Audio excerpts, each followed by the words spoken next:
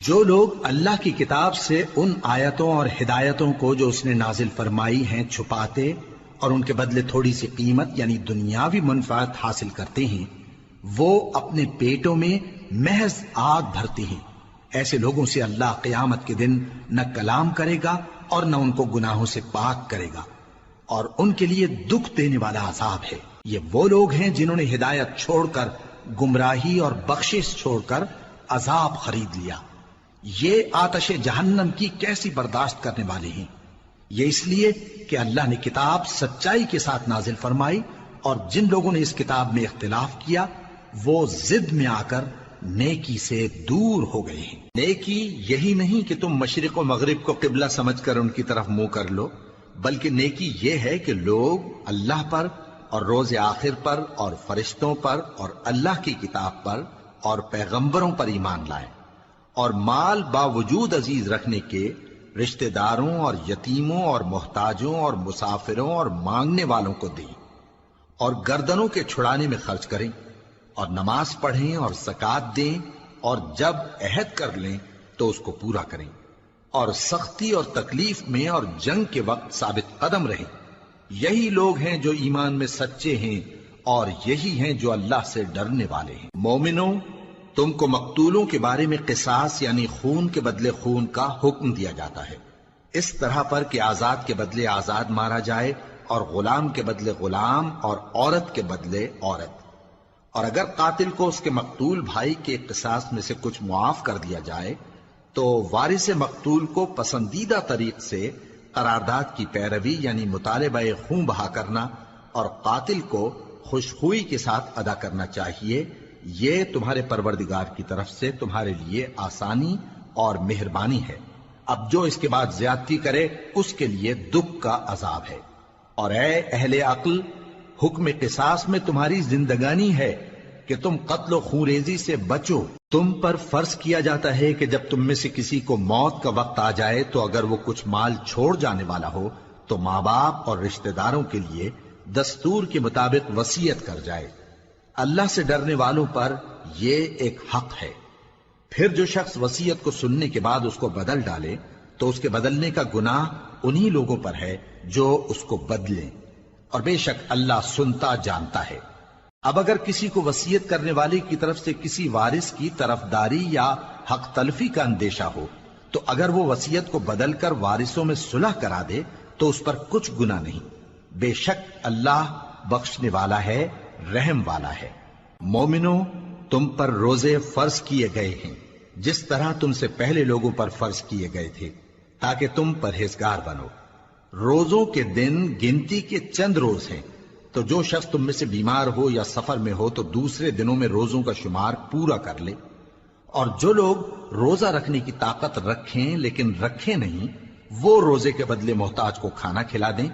اور جو کوئی اپنی مرضی سے زیادہ نیکی کرے تو اس کے حق میں زیادہ اچھا ہے، اور اگر سمجھو تو روزہ رکھنا ہی تمہارے حق میں بہتر ہے۔ روزوں کا مہینہ رمضان کا مہینہ ہے جس میں قرآن اول نازل ہوا، جو لوگوں کا رہنما ہے اور جس میں ہدایت کی کھلی نشانیاں ہیں، اور جو حق و باطل کو الگ الگ کرنے والا ہے۔ تو جو کوئی تم میں سے اس مہینے میں موجود ہو چاہیے کہ پورے مہینے کے روزے رکھے، اور جو بیمار ہو یا سفر میں ہو تو دوسرے دنوں میں روزے رکھ کر ان کا شمار پورا کر لے۔ اللہ تمہارے حق میں آسانی چاہتا ہے اور سختی نہیں چاہتا، اور یہ آسانی کا حکم اس لیے دیا گیا ہے کہ تم روزوں کا شمار پورا کر لو، اور اس احسان کے بدلے کہ اللہ نے تم کو ہدایت بخشی ہے تم اس کو بزرگی سے یاد کرو اور اس کا شکر کرو۔ اور اے پیغمبر، جب تم سے میرے بندے میرے بارے میں دریافت کریں تو انہیں معلوم ہو کہ میں تو تمہارے پاس ہی ہوں۔ جب کوئی پکارنے والا مجھے پکارتا ہے تو میں اس کی دعا قبول کرتا ہوں۔ تو ان کو چاہیے کہ میرے حکموں کو مانیں اور مجھ پر ایمان رکھیں تاکہ نیک رستہ پائیں۔ روزوں کی راتوں میں تمہارے لیے اپنی عورتوں کے پاس جانا جائز کر دیا گیا ہے، وہ تمہاری پوشاک ہیں اور تم ان کی پوشاک ہو۔ اللہ کو معلوم ہے کہ تم ان کے پاس جانے سے اپنے حق میں خیانت کرتے تھے، سو اس نے تم پر مہربانی کی اور تمہاری حرکات سے درگزر فرمائی، تو اب تم کو اختیار ہے کہ ان سے مباشرت کرو۔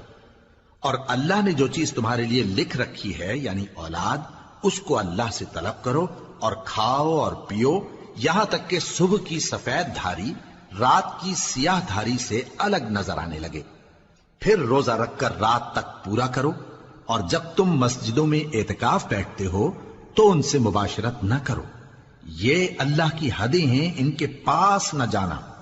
اسی طرح اللہ اپنی آیتیں لوگوں کے سمجھانے کے لیے کھول کھول کر بیان فرماتا ہے تاکہ وہ پرہیزگار بنے. اور آپس میں ایک دوسرے کا مال ناحق نہ کھاؤ، اور نہ اس کو رشوتاً حاکموں کے پاس پہنچاؤ تاکہ لوگوں کے مال کا کچھ حصہ ناجائز طور پر کھا جاؤ، اور اسے تم جانتے بھی ہو. اے پیغمبر، لوگ تم سے نئے چاند کے بارے میں دریافت کرتے ہیں کہ گھٹتا بڑھتا کیوں ہے.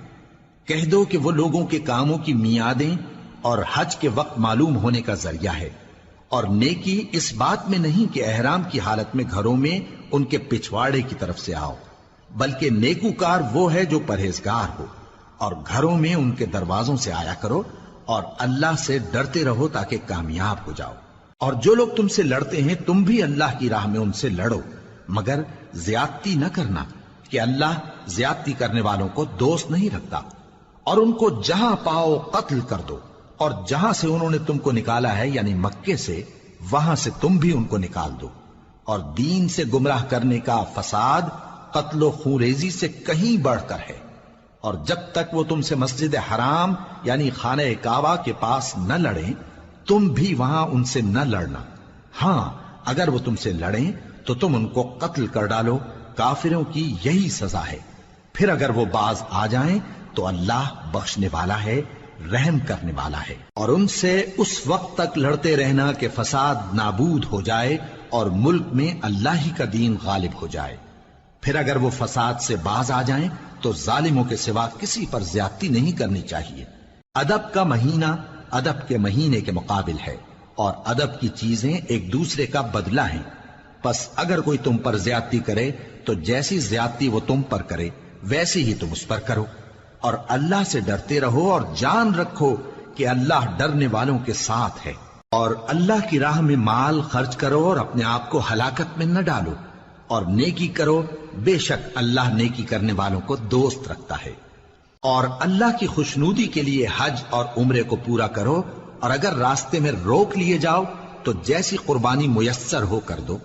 اور جب تک قربانی اپنے مقام پر نہ پہنچ جائے سر نہ منڈاؤ. اور اگر کوئی تم میں بیمار ہو یا اس کے سر میں کسی طرح کی تکلیف ہو تو اگر وہ سر منڈا لے تو اس کے بدلے روزے رکھے یا صدقہ دے یا قربانی کرے. پھر جب تکلیف دور ہو کر تم مطمئن ہو جاؤ تو جو تم میں حج کے وقت تک عمرے سے فائدہ اٹھانا چاہے وہ جیسی قربانی میسر ہو کرے.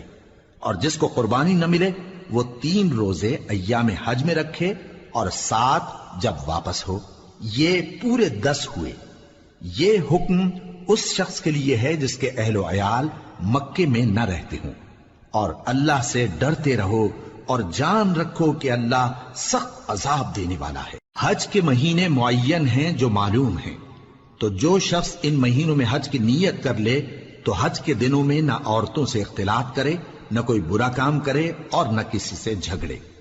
اور جو نیک کام تم کرو گے وہ اللہ کو معلوم ہو جائے گا.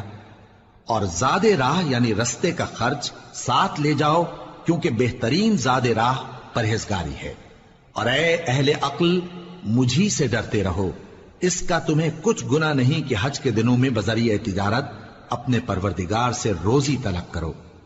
اور جب عرفات سے واپس ہونے لگو تو مشعر حرام یعنی مزدلفہ میں اللہ کا ذکر کرو، اور اس طرح ذکر کرو جس طرح اس نے تم کو سکھایا. اور اس سے پیشتر تم لوگ ان طریقوں سے محض ناواقف تھے.